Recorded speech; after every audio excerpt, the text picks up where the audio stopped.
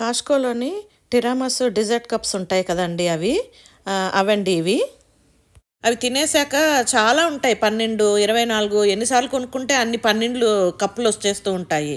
So వాటిని మనము reuse ఎలా చేసుకోవాలో చూపిస్తున్నానండి.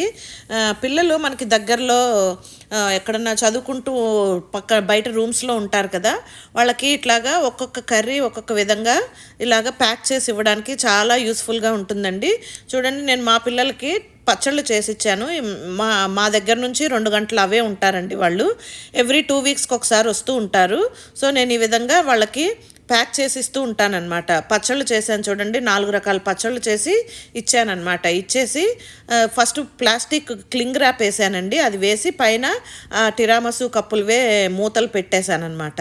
సో వాళ్ళకి ఈజీగా ఆయిల్ స్పిల్ అవ్వదు, ప్లాస్టిక్ కవర్ వేసినందుకు వాళ్ళకి ఈజీగా క్యారీ చేయడానికి చాలా బాగుంటుంది. ఓకే, మీకు నచ్చితే ఈ టిప్ యూస్